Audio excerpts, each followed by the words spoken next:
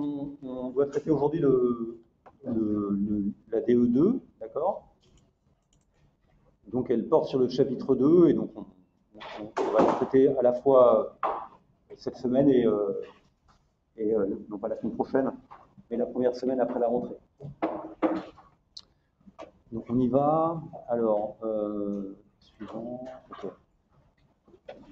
On a donc un premier exercice où on va parler des effets de structure. Bon, peut-être c'est pas juste que j'ai mis le tableau, parce que sinon après, je n'ai même plus. C'est horrible ce chiffon là. Ça va vraiment être dépoussiéré. Ok, donc on est dans une situation où, vous voyez, en fait, on a des salaires mensuels moyens et on a des effectifs. Vous voyez, les données qu'on a rassemblées, en fait, c'est des données dans lesquelles, pour chaque année, on a des salaires ici, des salaires, catégorie par catégorie, et en même temps, on a une structure des salariés en termes de ces catégories. D'accord ? Donc on doit combiner à la fois des salaires par catégorie, cadre, profession intermédiaire, employé, ouvrier, et puis la répartition des effectifs parmi ces catégories. Évidemment, ce qui peut nous intéresser, c'est de calculer un salaire moyen. Donc un salaire moyen, donc je vais noter comme ça, salaire moyen, W bar. Ce salaire moyen doit combiner les salaires de chacun des catégories avec les effectifs en question. Donc le salaire moyen, ce n'est rien d'autre. Si on a 4 catégories, hein, d'accord, ici on a 1, 2, 3, 4 catégories, c'est simplement la moyenne pondérée des salaires de chacune des catégories, d'accord, pondérée par quoi? Pondérée par la part des effectifs qui correspond à ça. Donc ces salaires, je les appelle W. Vous voyez que W, en fait, ici, là, ça, cet élément-là, c'est un vecteur, en fait. C'est 4 données. C'est un vecteur de dimension 4, 1. J'ai 4 données de salaire. Et puis, la répartition des effectifs, c'est, je vais appeler ça une fréquence. On pourrait appeler ça une structure, c'est pas important. Appelons ça une fréquence, je l'appelle petit f. Et cette fréquence, ici, d'accord, elle correspond aussi à un vecteur qui a 4 données, qui est indiqué dans cette colonne. La particularité du vecteur des fréquences, c'est que vous voyez que si on a une description exhaustive de la population, les fréquences, elles somment à 1 par construction. D'accord, elles somment à 1. Donc c'est bien, elles constituent bien une pondération. Donc faire une moyenne pondérée, c'est simplement faire ici la somme, catégorie par catégorie, du salaire en pondérant ça par la part des effectifs correspondant à cette catégorie. On est d'accord? Donc c'est ça, calculer le salaire de l'ensemble, calculer un salaire moyen.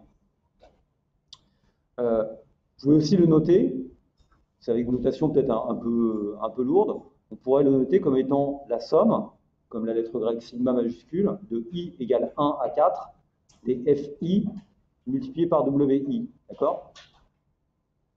Okay, ça revient à faire une moyenne pondérée.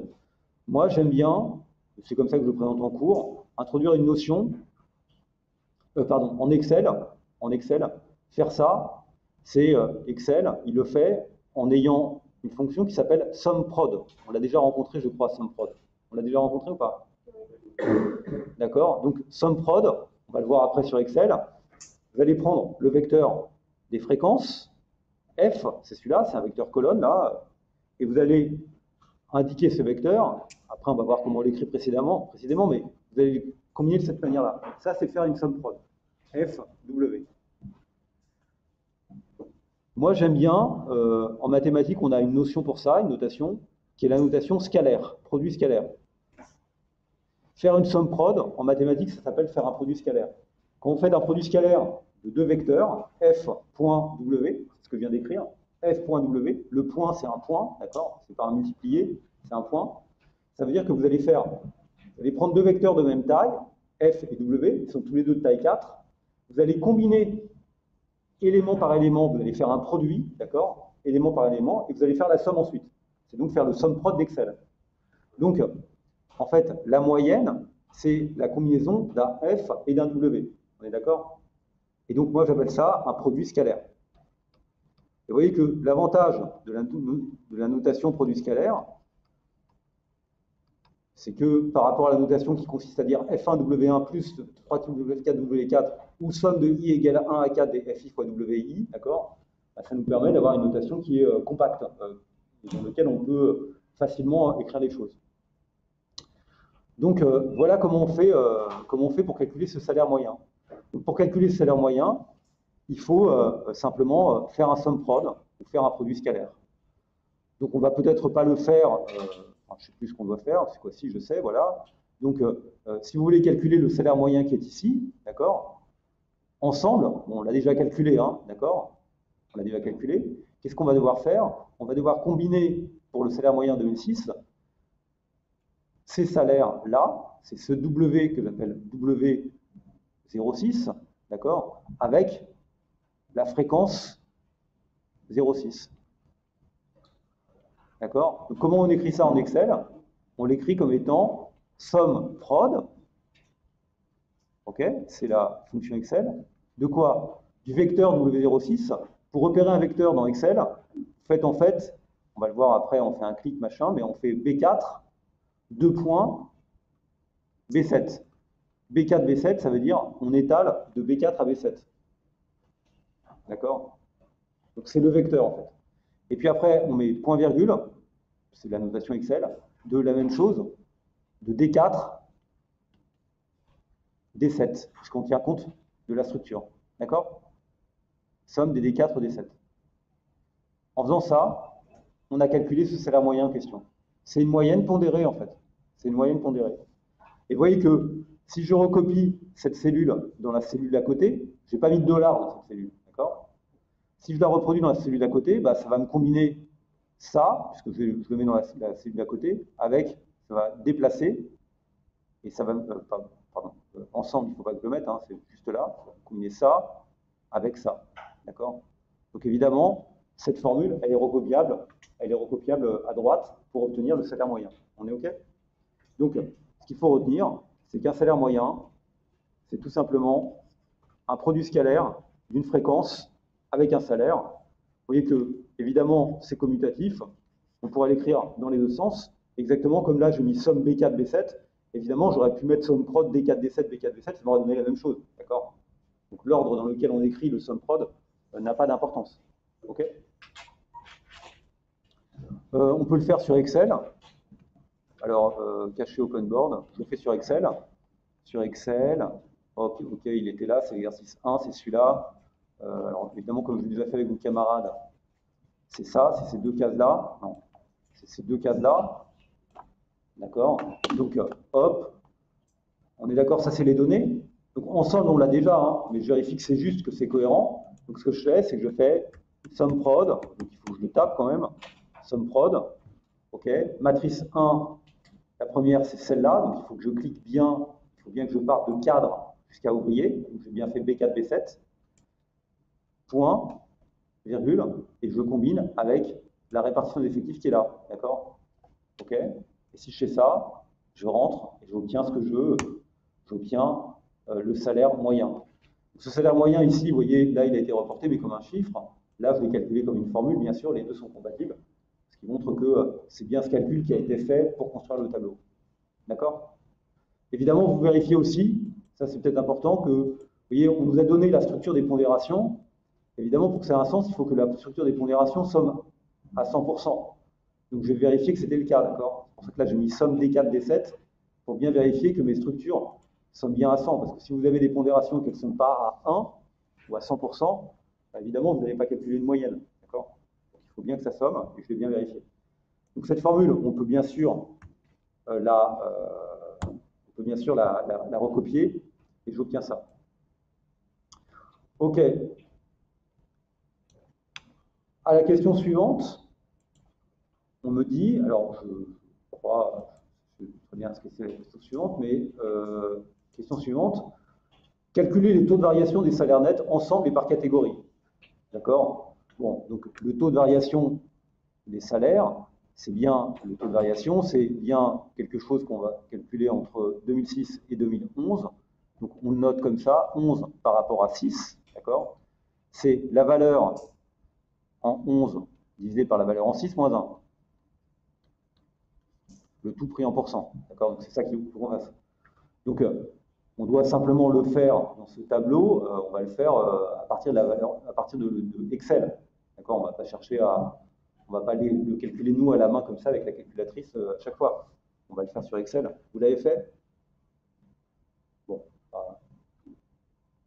Vous l'avez fait ou pas? Vous l'avez pas fait? Pourquoi vous trouvez ça trop facile ou comment? Ah, c'est la flemme. Ah ouais, mais ouais. C'est peut-être parce que en fait, comme je fais un peu ça comme au cinéma, ça vous fait tout le truc, et du coup, vous pouvez arriver tranquillou à la DE.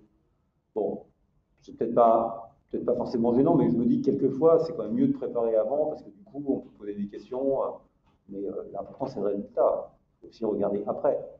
Donc, euh, évidemment, on reproche aux étudiants, vous savez, il faut faire la pédagogie inversée, c'est-à-dire qu'il faudrait que les étudiants travaillent avant. Ouais, je pense qu'on devrait le faire aussi, mais il faudrait le faire de manière un peu différente dans ce cas-là. Il faudrait, je sais pas, des quiz. Vous faites les quiz sur le pays ou pas? Ils sont bien les quiz? Vous trouvez ça utile? Vous trouvez pas ça utile? Ah, si, si. Ah. Après, je sais pas si les quiz correspondent parce que quand on va vous faire l'interro, là, le devoir, on va pas le faire en présentiel, je pense qu'on va le faire en distanciel. On va le faire à partir des quiz, hein. Sauf qu'il y en aura beaucoup plus, quoi. Je sais pas exactement combien on a rentré, Lisa, mais vous avez Lisa ou Patricia, vous? Ok.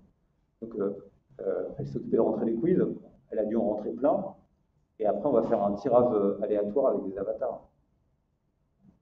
Donc, ça veut dire que si vous ne travaillez pas les quiz, déjà, vous allez arriver, c'est un petit peu comme si on vous envoie des balles de tennis et que vous les voyez arriver partout comme ça, bah, vous ne pouvez pas apprendre à jouer au tennis comme ça.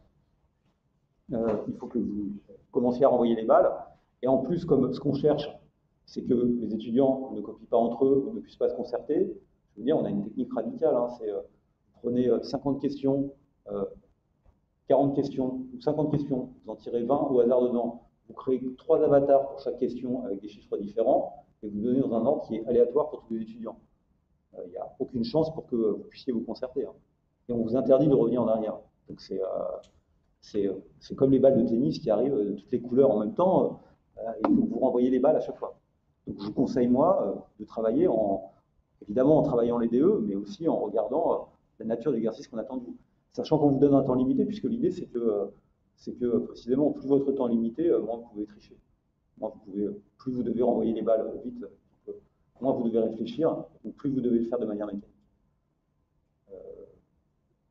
À la session de septembre, il y avait 150 ou 180 étudiants qui ont passé la session de septembre. C'est la session de rattrapage. Il y a eu 10 notes au-dessus de la moyenne. C'est normal, parce que le rattrapage. Les étudiants, ils ne sont pas bons. En plus, ils se sont peut-être dit le rattrapage va être plus simple cette année parce qu'il y a eu le Covid ou machin. Ce n'est pas le cas. Voilà. Et donc c'est pas facile comme exercice. Donc, je trouve que c'est important pour vous parce que même si, à la limite, je dirais, même si vous pensez, même si vous maîtrisez le cours et que vous maîtrisez ce qu'on fait là, la spécificité de l'exercice quiz fait qu'il y a un petit truc en plus, quoi. La capacité de répondre vite. Alors, c'est pas quiz, hein, en fait, c'est des QCM en ligne. C'est pareil, d'accord? C'est la capacité à répondre vite et à pas trop vous poser de questions. Il faut que vous vous entraîniez un peu. Ouais. Et pourquoi il n'y a pas de connexion sur les QCM en ligne? Ça, je sais pas, c'est Lisa qui paramètre ce truc. C'est possible de mettre des corrections dans le sens, c'est-à-dire des corrections dans lesquelles on vous dirait la réponse est, ou alors qui vous donne les résultats. Ah non, alors donner les résultats, c'est assez simple puisque c'est corrigé de manière automatique. Donc, nécessairement, quand on rentre dans le système, nous, on met la bonne réponse. Oui, mais il n'y a pas de. Parce que des fois, j'ai vraiment des réponses et je n'arrive pas à comprendre. Ouais.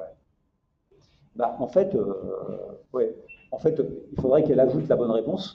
Après, le fait de rédiger une réponse, c'est un travail qui est extrêmement long. Je vous regarde dans le cours, mais c'est difficile, hein. C'est difficile. Moi, je vous conseille vraiment de bosser les quiz, hein. Sinon, vous allez être surpris, hein. Mais vous pouvez être aussi surpris de manière très positive, hein. Il y a des étudiants qui ont 20, hein, parce que les questions ne sont pas si difficiles que ça, en fait. Si vous êtes habitué, vous allez les faire vite, et puis, évidemment, vous allez être habitué, vous faites bien, quoi. L'objectif, c'est qu'il y en ait qui aient 20, hein. Enfin, c'est pas. Moi, j'aime bien quand je mets des notes qui aillent de 0 à 20. Enfin, avec des QCM d'un nombre négatif à 20, parce qu'il y a aussi des gens qui mettent au hasard et donc une note négative. Mais qu'on note sur l'intégralité du truc, quoi. Parce que il doit y avoir des étudiants qui savent presque parfaitement faire. C'est logique. Vous êtes 1000 en première année. Quand même, ok. Donc c'est à vous de bosser. Hein. Vous avez les vacances. Vous avez vu, je vous ai pourri vos vacances là. Enfin, vous avez les vacances et au-delà. Alors on y va, on doit calculer maintenant. Je crois que ce qu'on doit calculer, c'est le TVAM,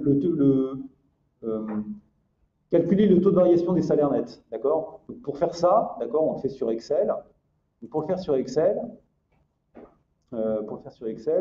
hop, on va là et on prend évidemment ce que vous allez faire pour calculer un taux moyen annuel de variation, c'est que vous allez considérer chacune des colonnes et vous allez comparer, d'accord, entre 2006 et 2011. Donc la formule qu'on doit rentrer là, c'est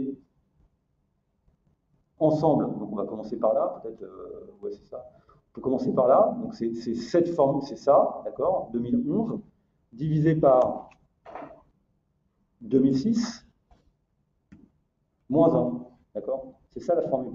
Ok, c'est bon, ça vous va? Si je rentre cette formule, j'obtiens le pourcentage.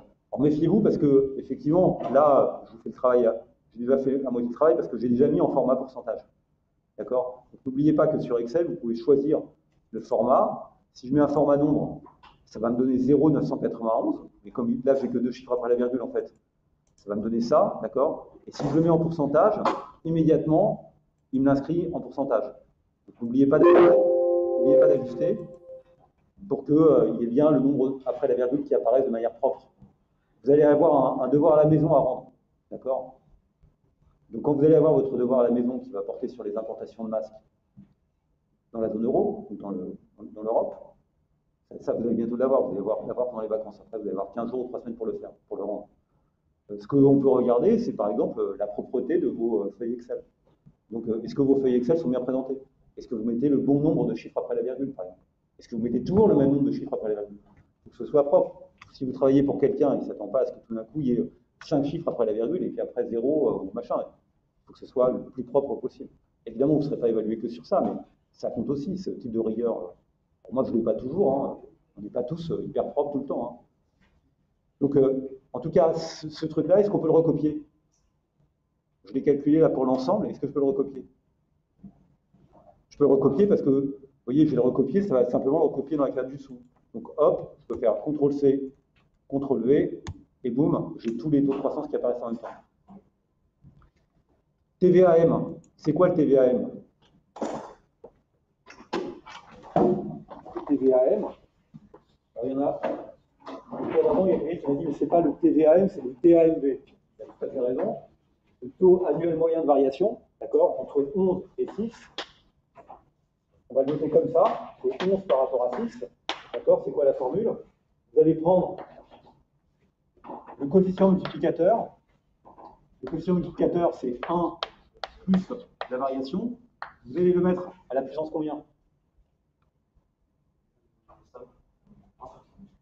1 sur 5, parce que 11 moins 6, ça fait 5. Donc comptez bien le nombre de poteaux d'intervalle, mais il n'y a pas de problème, c'est bien ça. C'est 1 cinquième, ou 0,2 comme vous voulez, et vous allez enlever 1. C'est ça qu'on nous demande de faire comme calcul. Ok? Donc c'est ça, calculer le TAMV. Donc ça, je dois le faire dans la case qui est à côté. Donc pour le faire dans la case qui est à côté, j'ai simplement rentré la formule telle que je viens de la mettre. Donc c'est quoi cette formule? C'est 1 plus la case qui est à côté, 9,91, d'accord? Vous remarquerez au passage que quand je fais B14, je n'ai pas besoin de le diviser ou de multiplier par 100, parce que 9,91, ça veut dire en fait 0,0991, d'accord? Donc c'est bien ça, donc je peux directement l'écrire comme ça, c'est en pourcentage. Vous le multipliez, vous le mettez à la puissance, d'accord? Mettre à la puissance, c'est le chapeau, hein, donc il faut faire Alt-GR 9 pour le faire. 0,2, puisque ça fait 1 cinquième, 0,2, moins 1. Et hop, je rentre, et j'ai le résultat.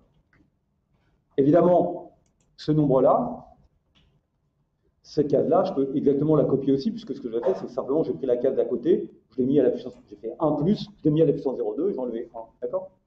Donc je peux le faire, CTRL-C, CTRL-V, et je tiens tous mes TAMV. Alors, il y a une question qui est intéressante, mais qui est intéressante pour les deux colonnes. c'est de se dire, ensemble, on sait que c'est la moyenne des salaires. D'accord? La première ligne, ensemble. C'est la moyenne des salaires, 9,91. Ça a augmenté de 9,91%. Maintenant, vous pouvez vous poser la question suivante, vous pouvez dire, mais est-ce que la variation de la moyenne des salaires, est-ce que ça a quelque chose à voir avec la moyenne des variations des salaires? Évidemment que ça a quelque chose à voir. Si tous les salaires augmentent énormément, la moyenne va aussi augmenter énormément. Mais mathématiquement, ce n'est pas la même chose. Et c'est exactement la question qu'on va se poser ensuite pour l'histoire du Page, du Lasper, etc. C'est cette question-là, en fait, fondamentalement. Donc, ici, vous pourriez vous dire, mais est-ce que finalement, le 9,91, le taux de croissance que j'ai de l'ensemble, est-ce que c'est la moyenne de ce qui est en dessous? Alors, première remarque que vous pourriez faire, vous me dire, peut-être, on peut regarder, hein, vous pouvez calculer la moyenne. Pour calculer la moyenne sur Excel, vous faites égal, c'est une fonction moyenne, d'accord? Et si vous faites une moyenne non pondérée, vous allez faire moyenne de ça, et ça va vous donner la moyenne non pondérée de ces 4 éléments. D'accord? Donc ça, c'est la moyenne. Ça fait 10,93. Et vous voyez que, je l'ai calculé, on peut aussi calculer de la même manière, la moyenne à côté. Je peux aussi calculer la moyenne à côté, qui est la moyenne des TVAM. D'accord? Évidemment que si j'ai fait une moyenne non pondérée, je trouve 10,93, alors que dans l'ensemble, c'est 9,91. C'est pas la même chose. Mais c'est pas non plus totalement hors sujet. D'accord? Ça a à voir avec ça. Vous pourriez me dire, mais il faut être un peu plus sophistiqué, ce qu'il faudrait, c'est pas faire la moyenne des taux de variation. Il faudrait faire la moyenne pondérée des taux de variation. Pondérée par le poids de chacune des catégories. C'est plus intelligent. Bon, mais le résultat ne sera pas exactement non plus le même. Ça ne sera pas exactement ça non plus. Donc ça ne marche pas de cette manière-là, en fait. On va voir un peu ce qui pourrait marcher dans la suite. Mais la moyenne des taux de variation ne donne pas le taux de variation de la moyenne. D'accord? C'est un peu plus compliqué. Donc c'est ce qu'on voulait nous faire dire. Oui?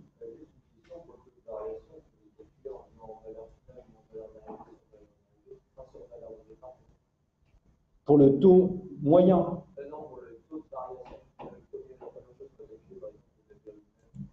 C'est bien ce que j'ai fait, non? C3 sur V3 moins 1. C3 sur V3 moins 1, c'est aussi égal à C3 moins V3 sur V3, non? Enfin, oh, mais ça vaut mieux en le disant, mais voilà, c'est la même chose. D'accord? Donc après, moi j'écris ce qui est le plus simple à écrire sur Excel. Hein. C'est plus facile d'écrire C3 sur V3 moins 1. En plus, moi j'aime bien les coefficients multiplicateurs. Je pense que la bonne manière de faire, c'est tout le temps de penser en termes de coefficients multiplicateurs. C3 sur V3, c'est l'unité que vous devez travailler. Donc après, vous lui enlevez 1, ça vous donne un coefficient de variation. Vous multipliez par 100, ça donne un indice. D'accord? Et vous multipliez les coefficients multiplicateurs, ça permet de les cumuler, etc. Donc, travaillez plutôt sur le coefficient multiplicateur en transformant ensuite en taux de variation. C'est plus simple à écrire sur Excel, et c'est la bonne manière de raisonner, je pense. Après, vous avez raison, on aurait pu écrire C3 moins B3, vous voyez, il aurait fallu mettre une parenthèse divisée par B3. C'est la même chose. Ok. Donc, on y va, on continue. Donc, ça, on l'a fait. Maintenant, calculer le taux de variation des salaires nets, calculer le taux de variation annuelle, les TVAM et les salaires nets ensemble est une moyenne des TVAM. Donc, la réponse, c'est non. On a vu que ce n'était pas le cas. D'accord? On a vu que ce n'était pas le cas. En fait, on est d'accord que le taux de variation du salaire moyen, entre 11 et 6, c'est quelque chose qui est égal, d'après mes notations, hein, c'est quelque chose qui est égal à F6 scalaire, non, F11, pardon, scalaire W11, divisé par F6 scalaire W6. Bon, quand on voit ça, on se dit que ça a peu de chance d'être la moyenne non pondérée des taux de croissance, quoi. Je sais pas, en tout cas, ça ne marche pas. Donc, on va travailler un peu sur ce concept maintenant. Donc, le TVAM des salaires ensemble n'est pas une moyenne des TVAM des salaires nets par catégorie. On l'a vu sur la feuille Excel. Suivant. Ce qu'on nous demande ici, c'est de calculer le taux de variation du salaire moyen d'ensemble entre 2006 et 2011 à structure salariale inchangée. Qu'est-ce qu'on veut nous dire par là? Alors, je ne me rappelle plus quelle est la question à faire. Oui, on veut nous dire que, ok, c'est quoi le salaire le 11,06 W bar? C'est déjà écrit, hein, j'écris, c'est ce que vient d'écrire. C'est F11 W11 divisé par F6 W6 moins 1 en pourcentage. Ce que j'aime pas, j'en sais rien, c'est que, en fait, ce que je fais, c'est que j'analyse l'évolution d'une grandeur qui est F W, d'accord, et que l'évolution de cette grandeur F W, de ce scalaire, F scalaire W, cette évolution peut venir d'une modification des pondérations ou d'une modification des salaires eux-mêmes. Et ce que je voudrais, c'est effectivement essayer de distinguer ce qui, dans la variation totale du salaire moyen, provient de la variation propre des salaires ou provient de la variation de la structure des qualifications dans la population. C'est ça que je veux faire. Je veux les séparer. Et donc, ce qu'on nous propose ici, c'est on nous dit calculer le taux de variation du salaire moyen d'ensemble entre 2006 et 2011 à structure salariale inchangée. Qu'est-ce qu'on veut dire par là? C'est qu'on veut calculer l'évolution des salaires entre 2006 et 2011. On veut calculer quelque chose comme ça. Donc, comparer 11 à 6, c'est bien ça, hein, c'est bien un coefficient multiplicateur. Le problème, bien sûr, c'est que ce coefficient multiplicateur, s'agissant d'un vecteur, il n'a pas de sens. W11 et W06, c'est des objets qui sont des vecteurs. Vous ne pouvez pas l'utiliser l'un par l'autre pour obtenir un coefficient multiplicateur. Donc, ce que vous faites, c'est que pour ce faire, en fait, vous allez neutraliser l'influence de la structure. Autrement dit, vous allez comparer le salaire moyen en 2011 au salaire moyen en 2006 en faisant comme si la structure de qualification n'avait pas évolué. Donc, ce qu'on nous demande de calculer, c'est une quantité qui va combiner le salaire de 2011, d'accord, avec, excusez-moi, j'étais trop haut ici encore une fois, le salaire de 2011 avec la structure de 2006. Et c'est bien ça que je mets au dénominateur. Au numérateur, pardon. Et au dénominateur, je compare avec quoi? Avec le salaire moyen de 2006. Donc en faisant ça, j'ai fait comme si la structure était inchangée. Donc dans ce cas-là, la variation ne provient que de la variation de salaire. Vous voyez bien que dans cette quantité-là, ce que vous comparez, c'est bien le salaire de 11 à 6, d'accord? C'est bien ça, d'accord? Et d'une certaine manière, même si ce que je dis est faux mathématiquement, vous neutralisez. Je le barre pour dire que c'est en haut et en bas, c'est la même chose. Bien sûr que mathématiquement, je ne peux pas le barrer, ça n'aurait pas de sens. Mais ça veut dire que j'ai neutralisé l'effet de la structure. Donc en faisant ça, et en enlevant 1, je calcule un taux de variation qui est le taux de variation des salaires à structure inchangée. D'accord?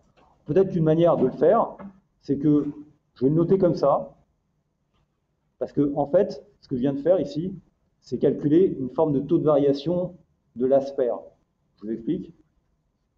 Ce que j'ai fait, c'est que j'ai calculé l'évolution des salaires, d'accord, en faisant comme si la structure de qualification était celle de l'année initiale, de la base. Et c'est ça, calculer un indice de l'asper. Donc là, je viens de calculer un taux de variation fictif, qui est le taux de variation qui aurait lieu si la structure avait été inchangée. On est OK? Tout simplement. Donc il faut que je calcule. Donc pour le calculer, ce nombre-là, c'est quoi? C'est un sum prod. C'est un sum prod de quoi?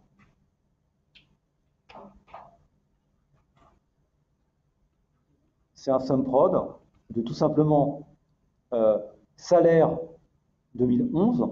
Donc salaire 2011, c'est du C4, C7, avec la structure de 2006, D4, D7, d'accord? Ça, c'est le numérateur, F6, W11, divisé par combien? Par un autre somme prod, qui est un C4, pas un C4, mais un B4, puisque cette fois, ce que je considère, ce sont les salaires en 2006 que je combine avec la répartition des effectifs en 2006. Donc un B4, B7 combiné avec un D4, D7. En enlevant 1, d'accord, je trouve simplement cette quantité-là. D'accord? C'est ce que j'ai fait ici. Donc, calculer le taux de variation du salaire moyen d'ensemble entre 2006 et 2011 à structure salariale inchangée, ça consiste juste à faire cette opération-là. OK? Donc je peux le faire sur Excel. Sur Excel, je crois qu'il est là. Ouais, il est là ou il est là, je ne sais rien. J'enlève des trucs parce que je ne comprends plus rien. OK. Donc, évidemment, j'ai calculé beaucoup de choses. Je le laisse de côté. D'accord. On nous dit quelle est la variation à structure inchangée. D'accord. Donc la variation à structure inchangée, comment je l'obtiens? Je l'obtiens en faisant somme prod de la structure. Donc les salaires, c'est bien les salaires de 2011 que je mets ici, C4, C7, que je combine avec la structure de 2006, d'accord? Divisé par quoi? Divisé par 2006 avec 2006. Mais 2006 divisé par 2006, c'est ça en fait. C'est le salaire moyen. C'est B11. B11, c'est déjà une somme prod. D'accord? Je lui enlève 1 et j'obtiens le résultat. D'accord? Je le mets en format pourcent. Je mets là en format pourcent. Je mets 2 chiffres après la virgule, parce que je me dis que c'est raisonnable. Ça fait 10,15%. D'accord? Évidemment, le coefficient multiplicateur qui est associé à ça, ce n'est rien d'autre que ce que vous voulez, mais c'est le coefficient multiplicateur, c'est 1 plus la variation. Donc, je ne sais pas, bon, mettons-la comme ça, on va mettre 1 plus ça, c'est le coefficient multiplicateur associé. D'accord? Donc ça, c'est le coefficient multiplicateur. D'accord, donc on a fait ça. Ensuite, donc on a trouvé un certain résultat. Suivant. Proposer une décomposition du taux de variation 2006-2011 du salaire moyen entre effet de structure et effet de différence de salaire à structure fixe. Là, j'ai fait le tableau, donc je vais le refaire au tableau. Je vais faire un peu de tableau de temps en temps pour me dérouiller un peu, parce que sinon après je rentre chez moi, je suis oublié. Ok. Ce qu'on veut, c'est comparer le salaire moyen en 2011 au salaire moyen en 2006. Ça, c'est le coefficient multiplicateur. Donc, comme je vous le disais tout à l'heure, monsieur, c'est toujours mieux de raisonner toujours sur les coefficients multiplicateurs. C'est un bon ami. Le taux de variation, c'est 1 plus le coefficient multiplicateur, on le fera moins, le coefficient multiplicateur moins 1, pardon, on le fera à la fin, d'accord? On le récupérera à la fin comme le produit de ce qu'on a fait. Donc, ça, c'est bien le coefficient multiplicateur. On est d'accord que dans mes notations, que je trouve bien, c'est pour ça que je l'ai fait, sinon je ne le ferai pas. Hein. C'est pas que je veux vous compliquer la tâche, c'est que au contraire, je veux que vous raisonniez vite. C'est un produit scalaire, c'est donc une structure en 2011 multipliée par un salaire en 2011, divisé par un S6, W6. D'accord? Il se trouve que ceci, je peux tenter de le décomposer. Ce que je veux, c'est le décomposer. C'est dire, il y a une partie de cette variation qui provient de l'évolution propre des salaires, à structure inchangée, et puis une partie qui provient de l'évolution de la structure. D'accord? Donc, la partie qui vient de l'évolution des salaires, je viens de la calculer, j'ai appelé ça le coefficient de l'Asper, ou un truc que j'ai calculé. C'est ce qu'on vient de calculer. C'est quoi? C'est, on compare 11 à 6, d'accord? Donc c'est bien l'évolution des deux salaires qu'on compare, d'accord? Mais on le compare en utilisant la structure initiale. C'est ce qu'on vient de calculer, d'accord? Donc ça, c'est bien l'effet de la variation des salaires. Vous pouvez bien vous comparer 11 à 6 avec quelque chose qui est en haut et en bas, un F06 qui est inchangé. Ce qui montre bien que la structure est inchangée. On est OK? Évidemment, vous voyez bien que si je fais ça, j'écris ça, ça c'est le premier truc qui influe sur cette variation. Pour que ça marche, il faut que j'ajoute ce qui n'est pas dans la formule. Donc, là, j'ai bien F06, W06 en bas, d'accord? Il faut qu'en haut, je mette un F11, W11, et en bas, un F06, W11. Vous êtes d'accord? Si vous regardez ça, vous êtes d'accord que ça et ça, c'est égaux. Pourquoi? Parce que ce que j'ai fait, c'est que simplement, j'ai multiplié en haut et en bas par une même quantité qui est F6 scalaire W11. C'est un nombre, hein, d'accord? Donc ça, c'est bien une multiplication. C'est pas un point, c'est une multiplication. Donc on est OK que ça et ça s'en va, et que donc ce qui reste, c'est bien F11 W11 soit F6 W6. Ce premier terme, on l'a déjà interprété. On a vu que c'était l'effet de la variation de salaire à structure inchangée. Ce deuxième terme, c'est quoi? C'est la même chose. C'est l'effet, c'est la même chose symétriquement, c'est l'effet de la variation de structure, F11 sur F6, d'accord, à salaire inchangé. Sauf que subtilement, vous allez dire, mais quand je compare W11 à W6, je fige avec la structure initiale, F06, et pas avec F11. Alors que là, quand je compare F11 à F6, toujours le même principe, je compare ce qui se passe à 11 à 6, je le compare en utilisant les salaires de 11. D'accord? Et c'est cohérent. Si maintenant je fais ça, vous pouvez me dire, mais pourquoi vous avez fait ça? On aurait pu faire l'inverse. Pourquoi là vous avez mis F06 et puis là W11? On aurait très bien pu, y compris la question d'avant, vous avez très bien dit, hein, mais pourquoi c'est la structure inchangée? Évidemment, j'ai dit c'est inchangé, donc comme c'est inchangé, j'ai l'impression qu'il y a un changement entre 6 et 11. Donc je mets 6. C'est peut-être inchangé, donc on pourrait dire, mais pourquoi pas mettre 11? Donc je peux très bien inverser les choses. Je peux très bien ici dire, la structure que je vais utiliser pour comparer les salaires, ce n'est pas la structure initiale, c'est la structure terminale. F11 au lieu de F6. Bien sûr, le principe est le même.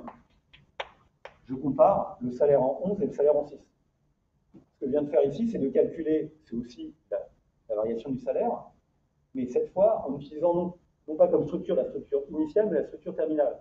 Mais si je fais ça, il faut que je réadapte mon truc. Ici, j'ai toujours F11W11, c'est très bien, d'accord? Là, j'ai F11W6, donc ce qu'il faut que je mette ici, c'est, pour que ça marche, il faut que ce soit F6W06, et en haut, il faut que ce soit, bien sûr, c'est éliminé, F11W06. D'accord? Ça, c'est vrai aussi. Ça et ça, c'est la même chose. Donc, simplement, je vais représenter la même chose de manière un peu différente. Et vous voyez que dans ce cadre-là, bien sûr, et ça, c'est encore l'effet de la variation de structure, mais cette fois qui est combiné non pas au salaire en 2011, mais au salaire en 2006. Donc, en fait, ce que je fais, c'est que je vais changer les deux, 11 et 6. Donc, décomposer la variation ici du salaire moyen entre un effet de structure et un effet qui est propre, je ne sais pas comment on appelle ça, un effet de salaire, d'accord? J'ai deux manières de le faire. Soit je peux le faire, ce que je fais, c'est que je neutralise la structure. On a bien compris ça, ça paraît logique. Je l'ai neutralisé à l'année initiale, d'accord? Et évidemment, ce que je n'ai pas compris là-dedans, c'est la modification de la structure, ok? Donc, qui est simplement ça, et qui se mesure. Changer le vecteur W en F, ils sont totalement interchangeables en fait, d'accord? Il y a deux éléments. Donc, dans ce cas-là, j'ai pris la structure initiale, et là j'ai pris le salaire terminal. Et puis là, j'ai fait l'inverse. J'ai pris la structure terminale et le salaire initial. D'accord? Et donc, c'est deux manières d'obtenir une décomposition. Évidemment, ces deux manières vont décomposer la même chose, mais vont donner une réponse numériquement différente. Numériquement différente. J'espère qu'elles ne vont pas être trop différentes quand même. Sinon, ça veut dire que ce qu'on fait, c'est n'importe quoi. D'accord? Donc, c'est ce qu'on nous propose de faire ici. Proposer une décomposition du taux de variation 2006-2011 du salaire moyen entre effet de structure et effet différent de salaire à structure fixe. C'est fait, c'est ça. D'accord? Ça, on l'a déjà calculé. On a vu que c'était je ne sais plus combien. D'accord? Et donc, ce qu'on doit calculer, c'est ça. OK? Une autre décomposition est-elle possible? Celle-là. D'accord? Oui? Pourquoi on utilise ça et ça? On cherche à décomposer quelque chose. Vous dites, le salaire moyen, il a augmenté de je ne sais plus combien, je ne sais plus si c'était 9% ou 10%. Donc c'est très bien qu'il y a une partie des choses, une partie de la modification qui provient d'un effet de structure, c'est-à-dire d'un effet de composition. La composition de la main-d'œuvre s'est modifiée. D'accord? Donc, si je veux savoir ce qui ne provient pas de la modification de la composition de la main-d'œuvre, c'est comme si la composition de la main-d'œuvre ne s'était pas modifiée. D'accord? C'est ce premier morceau. Je l'ai calculé précédemment, c'est la question précédente. Mais vous pourriez me dire, bah, ok, très bien, vous avez trouvé un morceau, mais l'autre morceau, il fait quoi? L'autre morceau, c'est ça. Nécessairement, puisque ça et ça s'en va. D'accord? Ce que j'ai fait est un peu artificiel. J'ai mis au numérateur et au dénominateur ça et ça, d'accord? Ce qui me permet de retrouver effectivement ici la variation du salaire en utilisant la structure de 2006. Et là, naturellement, eh ben, je peux l'interpréter, je regarde ça et je me dis, c'est quoi cet objet-là? Cet objet, c'est la même chose. C'est un truc aussi où je fais finalement, je neutralise le salaire, puisque c'est le salaire de 2011 qui apparaît là, en haut et en bas. Mais par contre, là, ce que je vois, c'est l'effet de la déformation de la structure. Donc, je l'écris comme ça parce que sinon, ça ne marche pas. C'est comme si je dis 3 plus 1 égale 4. Je dis 3 plus 1 c'est égal à 4. Et j'ai trouvé que ça valait 3 le premier élément, donc le deuxième vaut 1. C'est pareil. Pour comparer, pour trouver l'effet des différences de salaire à structure fixe, on est obligé de faire à structure fixe fois à salaire fixe, enfin à salaire inchangé. Quand vous me dites l'effet des salaires à structure fixe, c'est là, on l'a déjà calculé. Après, une fois qu'on a fait ça, vous allez me dire, mais attendez, ok, très bien. On a une variation totale et on a vu qu'il y a une partie de la variation qui vient de l'évolution des salaires à structure fixe. Donc l'autre partie de la variation, elle va venir de quoi? Elle va venir de l'évolution de la structure à salaire fixe. D'accord? Et c'est quoi l'évolution de la structure à salaire fixe? Précisément, c'est ça.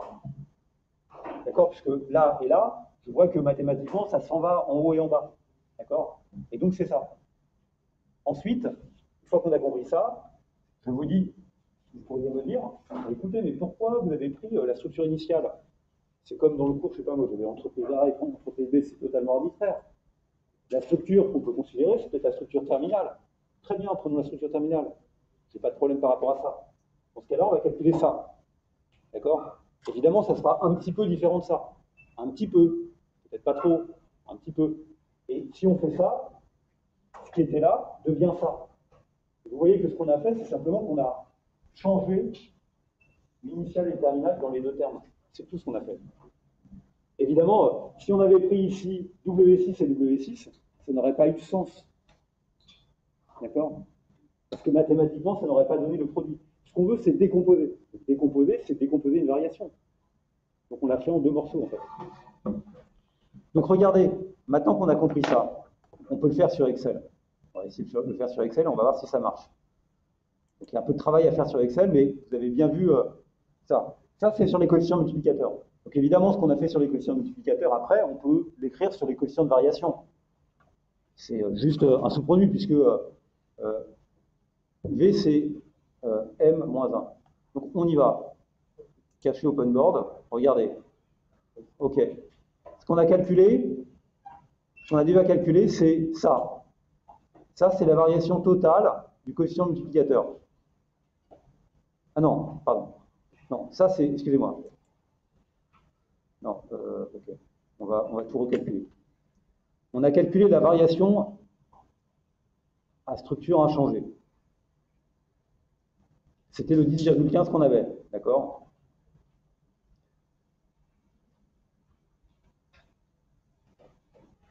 La variation totale du coefficient multiplicateur, c'est cette quantité-là. W bar 11 sur W bar 6, cette quantité-là, d'accord? Ça, on l'a déjà calculé. Je le mets là, dans cette case. Dans cette case, ce que je mets, c'est W bar 11 sur W bar 6. Donc, dans mes calculs, c'est simplement C11 divisé par B11. On est d'accord? Ça, c'est... Il ne faut pas que je le mette en pourcentage, bien sûr, pour que ce soit intéressant, il faut que je le mette en nombre. Donc, je le mets en nombre et pas en pourcentage. Je mets le nombre de chiffres après la virgule qu'il faut. Ça, c'est le coefficient de 9,91 qu'on a déjà calculé. D'accord? Ça, c'est la variation totale. C'est cette quantité-là. Celle-ci et celle-là. C'est la même chose. D'accord? Celle qui est là, c'est la variation à structure inchangée. Mais variation à structure inchangée, je vais considérer la structure initiale. Donc c'est ce que j'ai calculé au-dessus, c'est un sum prod, j'ai déjà calculé, mais je le recalcule. C'est le sum prod dans lequel vous combinez le salaire de 2011 avec la structure de 2006, d'accord? C'est bien ça? Là, je viens de calculer F06, scalaire W11. Je divise par quoi? Je divise par F6 W6. F6 W6, c'est tout simplement la case B11. C'est le salaire moyen en W6, en 2006. D'accord? Donc ça, c'est la variation à structure inchangée. Je l'avais déjà calculé. Au-dessus, je l'ai calculé, mais en pourcentage. Maintenant, donc ça, je viens de calculer ça. Maintenant, je vais calculer ça. F11 W11 sur F6 W11. C'est égal à quoi, ça? C'est égal F11 W11, c'est cette case-là. F11 W11, ce n'est rien d'autre que W bar 11, le salaire en 2011. Je divise par quoi? Par un truc qui est F6 W11. Donc, F6 W11, c'est quoi F6 W11? C'est, je prends, je l'ai déjà calculé F6 W11, mais je le recalcule, c'est un sum prod. Il faut que je mette sum prod. Sum prod de quoi? De W11, salaire W11, d'accord? Que je combine avec la structure 2006. D'accord? Ça, évidemment, j'enlève le pourcentage, je le mets en nombre. Évidemment, je mets le nombre de chiffres après la virgule qui est nécessaire. D'accord? Là, j'ai oublié de le mettre en nombre aussi.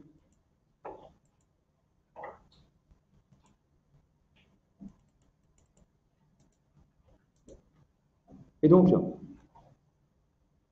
ceci vaut 1,1046 et ça vaut 0,9976.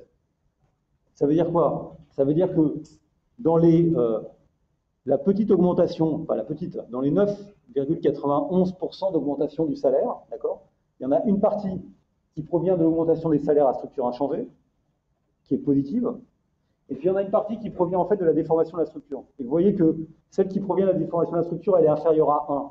C'est-à-dire quoi? Ça veut dire que la structure s'est dégradée en termes de salaire. Il y a plus de gens qui gagnent moins. D'accord? C'est ça que ça veut dire, c'est inférieur à 1. Donc évidemment, mathématiquement, si vous faites ce coefficient-là par celui-là, autant le vérifier, d'accord? Ça doit me donner la même chose que mes 1,0 machin. Exactement la même chose. Puisque c'est juste, mon résultat.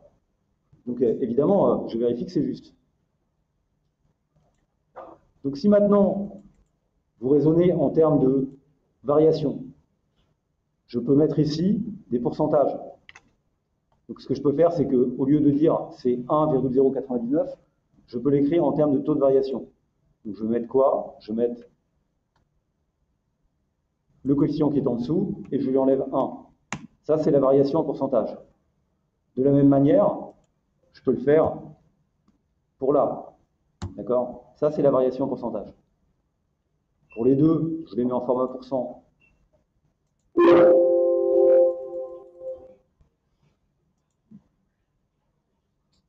Ça, c'est le miracle de la prise HDMI. La prise de HDMI, c'est une prise qui tient compte de l'audio de l'ordinateur. Donc, il transmet à l'audio de l'ordinateur, il transmet le truc. D'ailleurs, s'il était un peu sophistiqué, je devrais brancher le micro sur mon ordinateur, ce qui éviterait d'avoir un autre système pour le micro. Il faut attendre la 3e vague pour qu'il fasse ça. Et peut-être la 4e.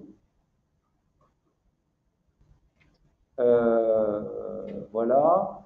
Et donc, regardez, vous voyez, finalement, ça, je le mets aussi en pourcentage. J'espère que ça va faire un bruit. Non, ça va, je ne suis pas trompé, d'accord. Donc, vous voyez, regardez ça, ça veut dire. Ça veut dire que vous avez eu une augmentation du salaire moyen de 9,9%, d'accord. Il y en a 10,15 qui vient de la variation à structure inchangée. Et vous voyez qu'il y a une légère baisse, toute petite, de moins 0,2%, qui provient d'une dégradation de la structure. Et si vous regardez, la structure, elle est au-dessus. Vous voyez que regardez dans la structure, certes, il y a plus de cadres, les cadres gagnent plus. Il y a plus de cadres, mais vous voyez qu'il y a moins de professions intermédiaires. Et il y a plus d'employés. D'accord? Et donc finalement, Ce que vous avez gagné en cadre, vous l'avez perdu en profession intermédiaire, et les professions intermédiaires gagnent moins que le salaire moyen. Donc vous avez dégradé un peu la structure, très légèrement, très légèrement. Maintenant, vous pourriez me dire, mais non, mais attendez, moi je ne suis pas d'accord, on va implémenter, non pas celle-ci, mais on va faire celle-là, d'accord, celle-là. Donc on peut le faire, vous pouvez faire celle-là, vous voyez que si vous faites celle-là, le premier terme que vous devez calculer, c'est ça, F11W11 divisé par F11W6. F11W11, il est là, c'est le salaire moyen en 2011. Vous allez mettre un sum prod en bas, qui est quoi? Qui est la combinaison de F11 avec W6. Donc F11, W6, W6, c'est là, ok? Donc c'est bien W6, et vous allez le combiner avec F11. Ok, j'ai calculé ce coefficient-là, d'accord? Vous voyez qu'il est un petit peu différent de celui qui est au-dessus. Il est un tout petit peu différent de celui qui est au-dessus. Ce n'est pas une augmentation de 10%, ce n'est pas une augmentation de 10,1% ou 15%, c'est 10,0%. C'est quasiment la même chose, mais c'est un tout petit peu différent. De la même manière, ici, je peux calculer ce coefficient-là, d'accord, F11, W6. Ça, j'ai déjà calculé, c'est somme prod de F11. F11. Et là, d'accord, ça c'est F11, et je vais le combiner avec W6. Au passage, hein, n'oubliez pas que sur somme prod, je peux le faire dans un sens ou dans l'autre, ça ne change strictement rien, hein, d'accord, c'est commutatif. Donc voilà, et je le divise par quoi? Je le divise par F6W6. F6W6, je l'ai déjà calculé, c'est là, d'accord? Donc ça, c'est mon effet de structure, d'accord? Et donc évidemment, si je fais le produit de ces deux trucs-là, bah, exactement comme tout à l'heure, je vais tomber sur la même chose. Avec tous les chiffres après la virgule que vous voulez, c'est la même chose. Donc vous avez deux manières de présenter l'effet de structure, de décomposer. Pour décomposer les 9,91%, 90%, vous pouvez utiliser soit ça, soit cette décomposition-là, soit celle qui est là. D'accord? Et vous voyez que dans les deux cas, ça vous montre que l'effet de structure a joué négativement. Bon, il y a une différence dans les chiffres. Hein. Voilà, il y a une petite différence dans les chiffres. Et ça revient à la même chose. OK?